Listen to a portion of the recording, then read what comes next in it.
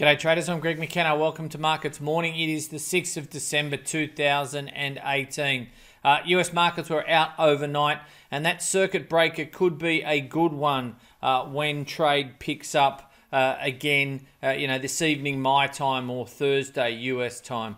Of course, there was weakness in Asia yesterday. Of course, there was weakness in Australia. And of course, there was weakness in Europe. The FTSE, the CAC and the DAX all lost more than 1%. But the reality is that it's become clear that for whatever his belligerence, if I can put it that way, President Trump is trying to signal that a deal is possible with China. And the Chinese, for their part, however vague, their comments, unattributed as they were yesterday to a Ministry of Finance spokesman, is also suggesting that it is working towards some sort of resolution with this trade deal. Now, of course, you've got 90 days, which the Chinese did admit, and they did talk about making some steps towards the agreement. But what we have to see is some actual purchases of soybeans, reduction in car tariffs for people to get positive. So I'm not trying to be contrarian for contrarian's sake, but it does seem to me that if the market wants to be a little bit more upbeat, then after the carnage of Tuesday, the circuit breaker of Wednesday, that perhaps Thursday's trade may be a little bit better in the United States. We'll have to wait and see. The key thing and the key message that I've written, though, in Markets Morning, the written piece, and I'd say to you here, is yes, bonds are breaking down, and yes, I have a 10-year target of 2.8, but that's only 5 or 10 points away from where we are. Now, yes, that could flatten the curve, and we'll all be worried about recession and all that kind of stuff. Or I won't be worried, but we'll be talking about it. But the reality is the beige book, which the Fed puts out last night, didn't really speak of weakness. It did speak of jobs growth slowing because of lack of availability, but then it also spoke of increases in wages. And so there's a chance, the beige book doesn't necessarily correlate to non-farms, but there's a chance we get a disaster number tomorrow where we get a low number and high wages increases. Bonds wouldn't like that. I'm not sure stocks would either. But the key thing for me is we're in a 2600, 2830 range, and unless or until that changes, that's the range we've got. Likewise, DXY up near 97. It's not breaking down. It's not breaking out.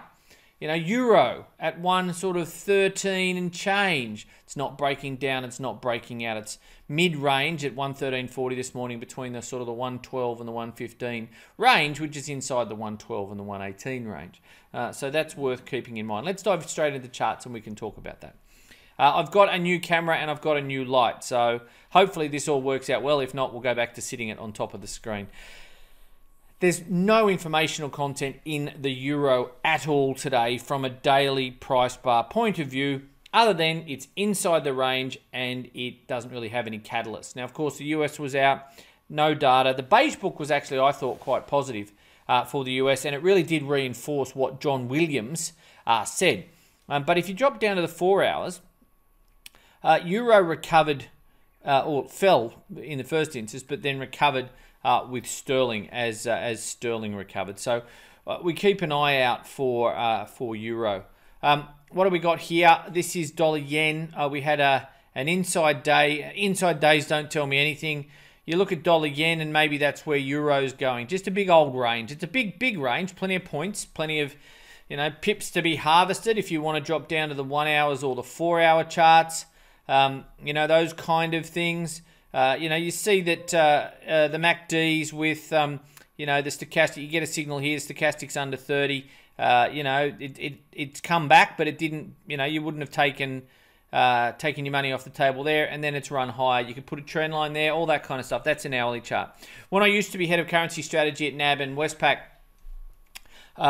what I used to do was I used to look at the 1 hours, because when I was talking to the insto traders, I was often referring to them because they were interested in the daily. So basically, the moves intraday. So dollar yen not going anywhere. Another test. It still looks like it's going to break, but unless or until it does break, then there's no point to get too bearish. Imagine getting bearish at the bottom of the range if the European Court of Justice does say that Britain can unilaterally rescind Article 50, and if then Theresa May gets defeated next week. Anything could happen. This is still very fraught. 6 big figures down, maybe 10 big figures up is kind of the move that we might see. At the moment, though, we're 126.60, 133. I really would favour being long some calls, notwithstanding the fact that if it breaks 126, low delta, good bit of time, all that kind of stuff. In terms of the battler, obviously when your GDP number misses the way that it did, even though, the actual year-on-year print wasn't terrible, it was nowhere near the 3.3% that the market was looking for, and you ended up with bearish engulfing being followed by another down day.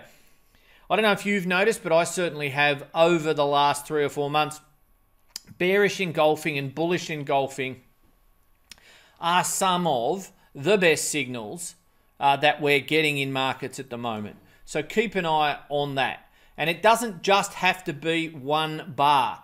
Do you know how when I say, okay, we've had a move and then you get a bullish engulfing or a bearish engulfing, it can be 2 bars. Actually, it's better if it's 2 bars and a reversal. But 1 bar will do, and we often, we've seen it in oil, we've seen it in lots of other markets, and that's what we got. So today, we have support around, I've said 45.50, but here the trend line says 72.56. What have we got? We have retail sales and trade out today. Now, if retail sales pick up and are better than expected, and the market is looking for 0.2%, so it's not hard to be better than that. If they are better, then that will assuage some of the fears that grew from the disappointing consumption numbers that we saw yesterday in the GDP result. If, on the other hand, the data is weak, you get a flat result or, heaven forbid, a negative result, then what you'll see is the Aussie get absolutely belted.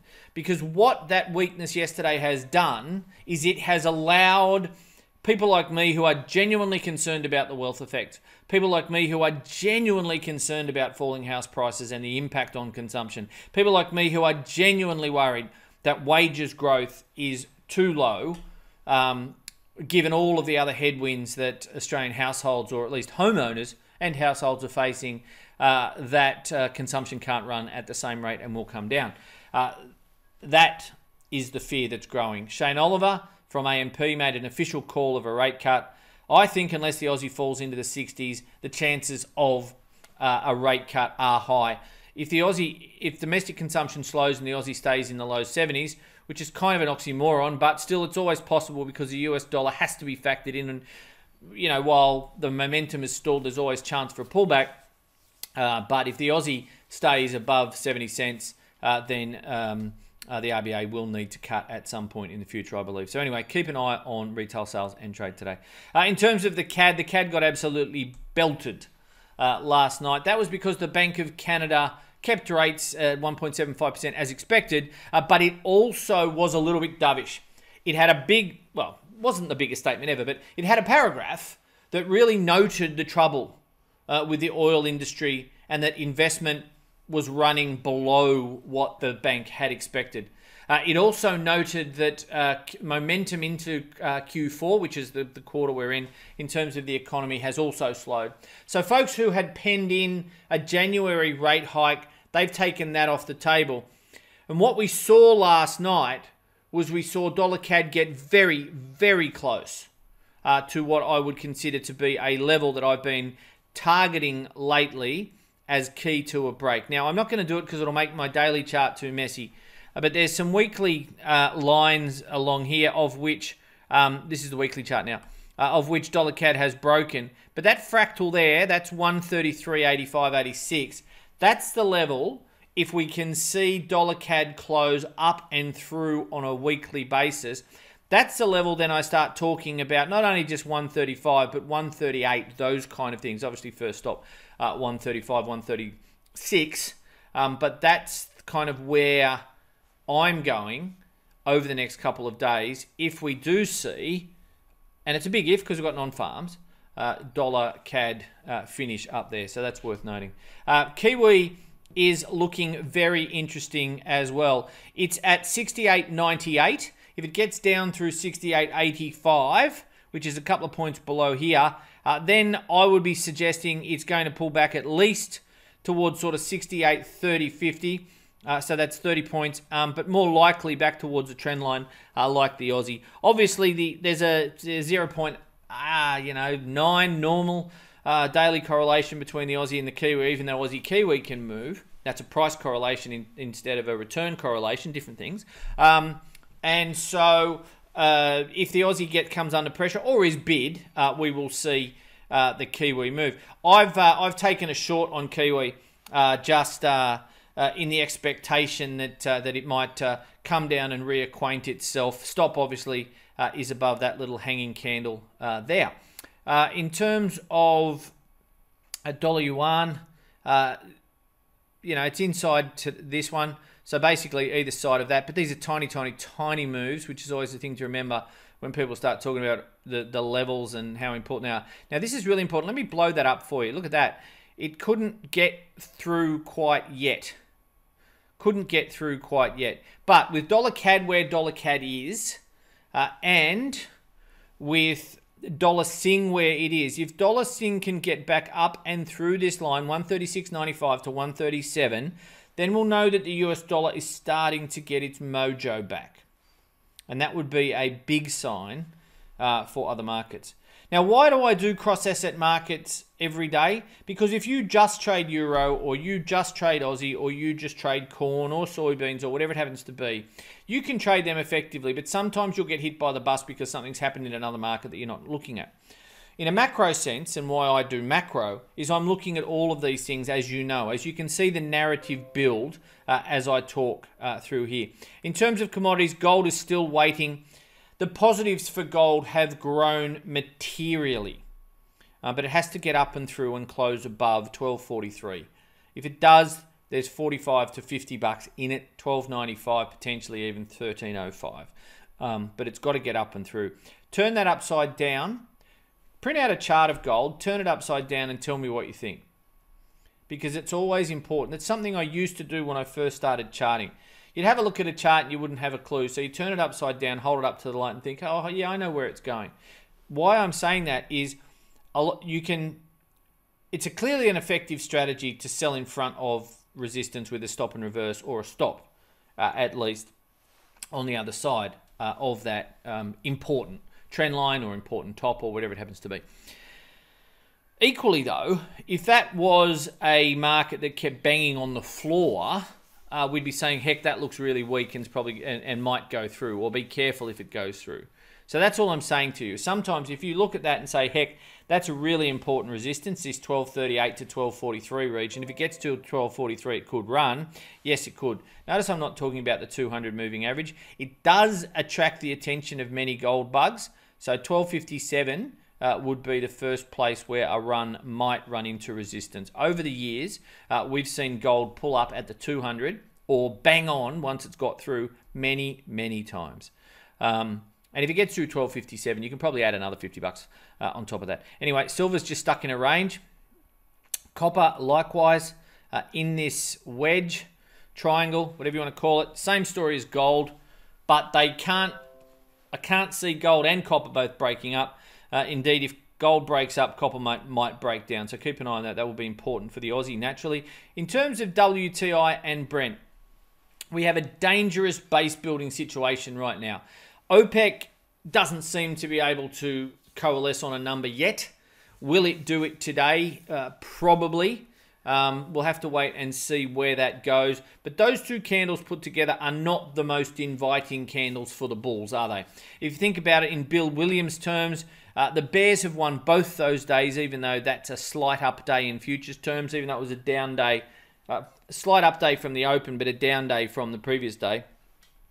And what we've got is we've got these long tails, longish tails, obviously.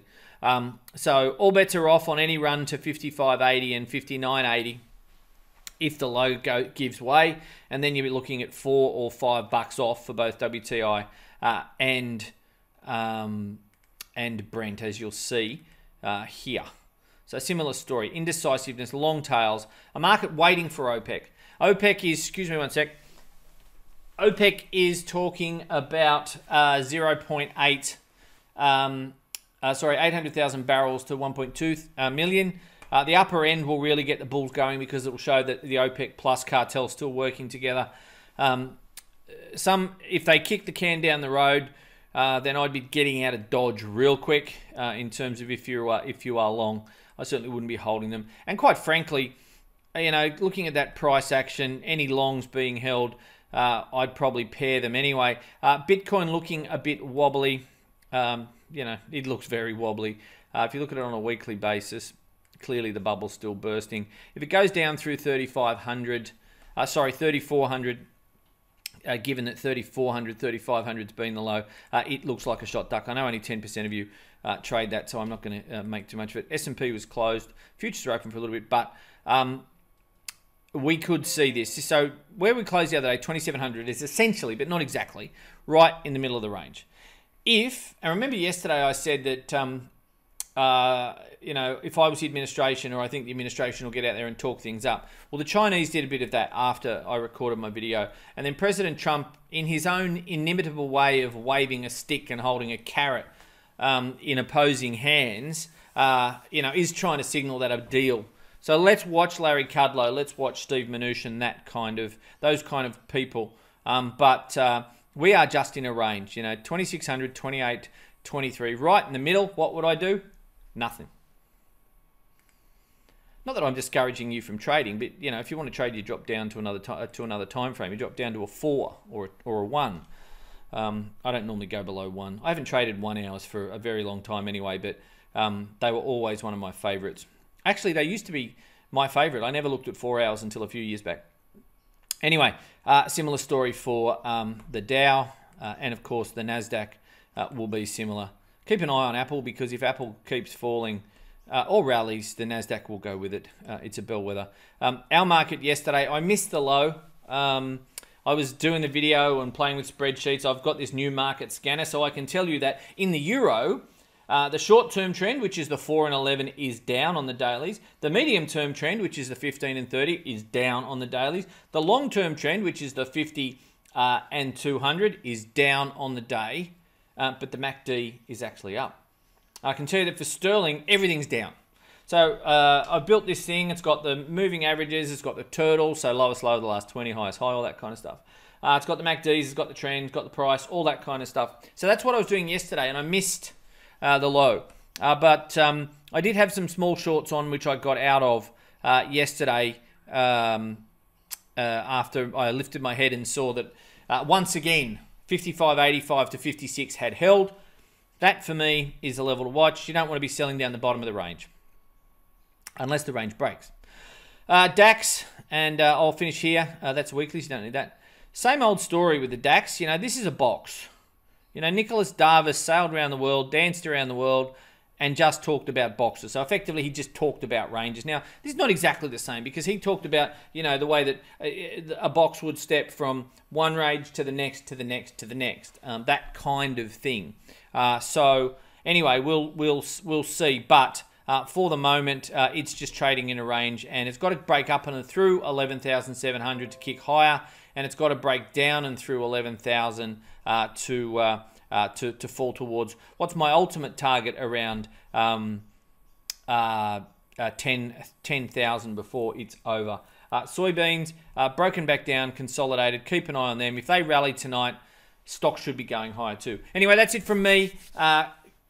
Good luck today. It could be a very interesting session. And then, of course, Friday in the States, we've got non-farm payroll. So this little half a week thing that we've got left in the US could be another great opportunity, one way or the other. Not holding any firm views at the moment, recognizing ranges, trading with the price action, and not trying to be too doctrinaire is the safest way to play markets, in my opinion, right here and right now. So have a great day. I'll be back tomorrow. Bye for now.